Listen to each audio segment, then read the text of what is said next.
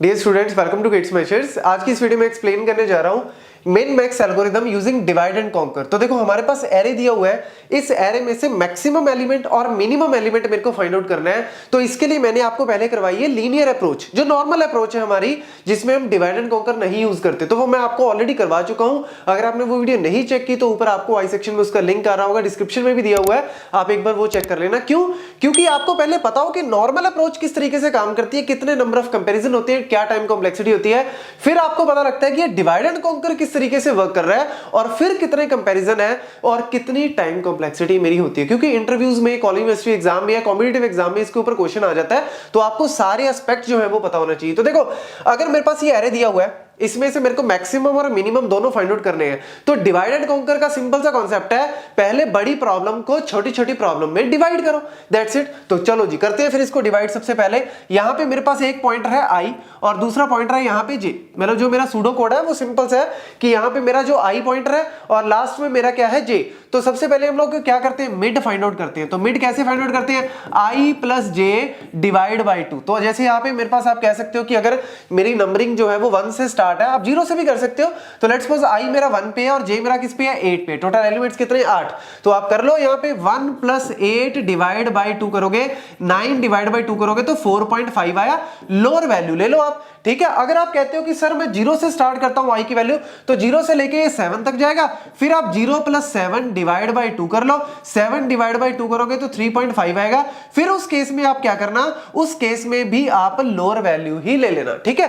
क्यों? देखो यार, 0 से लेके फिर यहां पे वैल्यू आपको टोटल दो पार्ट्स में डिवाइड होगा। तो 0 से लेके 3 आप करोगे तो 0 1 2 3 ये एक तरफ आ गए, 4 5 6 7 एक तरफ आ गए। अब यहां पे देखो, अगर हम नंबरिंग 1 से लेके चलते हैं तो यहां पे क्या आ गया, 1 2 3 4 मेरे एक तरफ आ गए। लोअर वैल्यू लेते हैं तो यहां पे मेरे पास जो है इस तरीके से दो पार्ट्स में डिवाइड हो गया। यहां पे मेरे पास 9 6 4 7 ये चार एक तरफ आ गए और दूसरी तरफ मेरे पास क्या आ गए, 10 14 8 एंड 11। क्लियर? बस सिंपल एक प्रॉब्लम को हमने दो पार्ट्स में डिवाइड कर दिया बाय यूजिंग द मिड, ठीक है। अब फिर देखो, अभी मेरी प्रॉब्लम छोटी है नहीं, अभी भी प्रॉब्लम क्या है, बड़ी है। फिर दोबारा क्या किया, मिड किया, इधर अलग से मिड किया, उधर अलग से मिड किया।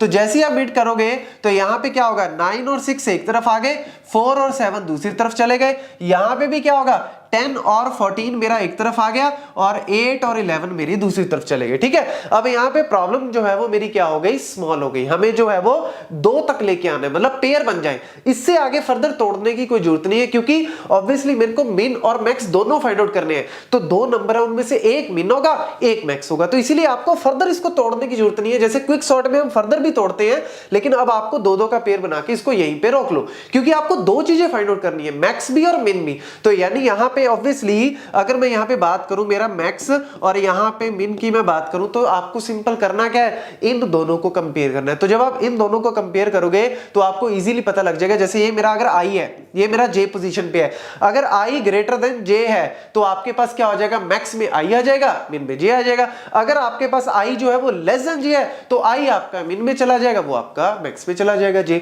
बस ये तो सिंपल आप कर ही सकते हो। तो मैक्स आपको पता लग गया यहाँ पे 9 और मिन पता लग गया आपको 6। ऐसे ही आप यहाँ पे कर लो, मैक्स आपको पता लग गया यहाँ पे 7 और मिन आपको पता लग गया 4। यहाँ पे कर लो, मैक्स आपको पता लग गया यहाँ पे 14 और मिन आपको पता लग गया क्या है, 10। यहाँ पे कर लो, मैक्स आपको पता लग गया यहाँ पे 11 और मिन जो है वो पता लग गया आपको 8, ठीक है। तो यहाँ पे मेरी प्रॉब्लम जब बिल्कुल छोटी हो गई, ठीक है, बिल्कुल डिवाइड करके उनको सब प्रॉब्लम में ले आए, तो हमने इसको सब प्रॉब्लम को सॉल्व कर लिया। जब सब प्रॉब्लम मेरी सॉल्व हो गई, अब हम क्या करते हैं, कंबाइन करते हैं। तो छोटी प्रॉब्लम्स को कंबाइन कर लो, तो ये मेरे सब सॉल्यूशंस आ गए। जब हम इनको कंबाइन करेंगे एक तरह से, आप सिर्फ इन दोनों को देखो, मैं कलर चेंज कर देता हूं, ये देखो, आप इन दोनों को देखो, यहां पे जब आप इन दोनों को कंपेयर करोगे तो क्या निकलेगा, एक मैक्स निकलेगा और एक निकलेगा मिन। देखो अब यहां पे मैक्स को सबसे कंपेयर करने की जरूरत नहीं है, यहां पे आपको मैक्स आ चुका है, यहां पे भी मैक्स। तो करना क्या है, इस मैक्स को इस मैक्स के साथ कंपेयर करना है, दैट्स इट। और इस मिन को इस मिन के साथ कंपेयर करना है, दैट्स इट। तो इन दोनों मैक्स में से बड़ा कौन सा है, 9। लो जी, इन दोनों मिन में से छोटा कौन सा है, 4। खत्म, ये करना है बस। ऐसे इधर कर लो, यहां पे आपको एक मैक्स आएगा, एक मिन आएगा। तो देखो, सिर्फ मैक्स को मैक्स से कंपेयर करो, क्या आया, 14। सिर्फ मिन को मिन से कंपेयर करो, क्या आया, 8। क्लियर है। अब देख लो जी, यहां पे आपको सॉल्यूशंस मिल गया। अब फाइनल आपको फाइंड आउट करना है। तो फाइनल फाइंड आउट करने के लिए फिर वही बात है, आपके पास एक मैक्स आएगा, एक मिन आएगा। तो देखो इस मैक्स को सिर्फ इस मैक्स से कंपेयर करना, मतलब एक कंपैरिजन होगा मैक्स को मैक्स के साथ, तो क्या आ गया जी आपका 14 आ गया। एक कंपैरिजन होगा मिन को मिन के साथ, तो क्या आ गया जी 4 आ गया। लो जी, मैक्स भी आ गया, मिन भी आ गया पूरे एरे में से। तो यहां पे अगर हम बात करें, जब हम एक पर्टिकुलर स्टेप पे जाके देखते हैं, जैसे मैंने इसको इस पे तोड़ा, जब हम इसको जोड़ रहे हैं, एक पर्टिकुलर स्टेप को जोड़ रहे हैं, तो मेरे पास कंपैरिजन कितने हो रहे हैं, 2। ठीक है, यहां पे फर्दर इसको तोड़ रहे हैं तो 2 यहां पे 2 यहां पे, मतलब पहले जो है स्टेप में आपको कह सकते हो कि आपकी जो प्रॉब्लम का साइज था, अगर लेट्स सपोज n, तो आपने क्या किया उसको 2tn/2, मतलब n/2 एक तरफ आ गया, n/2 एक तरफ आ गया। आपकी प्रॉब्लम जो थी n थी, आपने किया क्या, उसको 2 पार्ट्स में डिवाइड कर दिया। ठीक है, तो यहां पे आपका रेफरेंस क्या बन गया, t of n is equal to 2tn/2, क्योंकि n/2 इधर सॉल्व होगा, n/2 इधर सॉल्व होगा, तो 2tn/2 प्लस एक स्टेप पे जब आपने पहली बार इसको n/2 में डिवाइड किया, तो कंपैरिजन कितने होंगे, अरे यार अभी तो करके दिखाया, मैक्स का मैक्स के साथ, मिन का मिन के साथ, 2 कंपैरिजन, मैक्स का मैक्स के साथ, मिन का मिन के साथ, यानी +2। लो जी, ये आपके पास आ गया recurrence relation for min max using divide and conquer. जब आप इसको सॉल्व करोगे तो इसमें आपके पास जो ओवरऑल आंसर आएगा 3n/2 -2। वैसे तो आप इसको ऑर्डर ऑफ n ही लिख सकते हो, सिंपल, लेकिन आपको कई बार इसके ऊपर क्वेश्चन आ जाता है कि अगर आपको एग्जैक्ट वैल्यू फाइंड आउट करनी हो, जैसे आपको बोलते हैं कि there is a array of 500 elements, आप डिवाइड एंड कॉन्कर लगाओ, मिन मैक्सिमम अगर आपको फाइंड आउट करना है, तो आपको इस फॉर्मूले से एग्जैक्ट वैल्यू पता लग जाएगी कि नंबर ऑफ कंपैरिजन कितने होंगे। तो नंबर ऑफ कंपैरिजन 3n/2 -2, ये वैल्यू। अब आपके दिमाग में आएगा सर ये कैसे आई वैल्यू, तो यार मैंने इसके ऊपर ऑलरेडी रेकरेंस, इस रेकरेंस को बैक सब्स्टिट्यूशन से पूरा सॉल्व करके दिखाया हुआ है। अगर आपने वो वीडियो नहीं चेक की तो जरूर चेक कर लेना, क्योंकि वीडियो को अदरवाइज बहुत लंबी बन जाएगी, तो इस वजह से मैंने अलग से उसकी वीडियो बनाई हुई है। ऊपर आई सेक्शन में उसका जो है वो आपको लिंक आ रहा होगा, डिस्क्रिप्शन में भी पड़ा है, आप उसको अलग से चेक कर सकते हो। तो ये कंपैरिजन की वैल्यू नोट कर लो, टाइम कॉम्प्लेक्सिटी नोट कर लो, डायरेक्ट इसके ऊपर क्वेश्चन जो है वो आ जाता है। अब आपको अगर पूछ ले कि अगर आपको लेट्स सपोज, अगर आपको इंटरव्यू में पूछ ले कि आपको कोई भी एरे दिया हुआ है, ठीक है, बहुत सारे एलिमेंट्स हैं, n नंबर ऑफ एलिमेंट्स हैं, आपको अगर लेट्स सपोज फाइंड आउट करना है कि मैक्स कौन सा है और मिन कौन सा है, अगर आपको वर्स्ट केस बोल दे कि यार वर्स्ट केस, क्योंकि मैक्सिमम वर्स्ट केस के बारे में पूछते हैं, तो वर्स्ट टू वर्स्ट मेरे कितने कंपैरिजन हो सकते हैं, हमेशा याद रखना 2 अप्रोच है, एक लीनियर अप्रोच नॉर्मल, उसमें कितने थे कंपैरिजन 2n-2, ये भी करवा चुका हूं, ये भी ऑलरेडी करवा चुका हूं, आई सेक्शन में लिंक, आपको लिंक आ रहा होगा।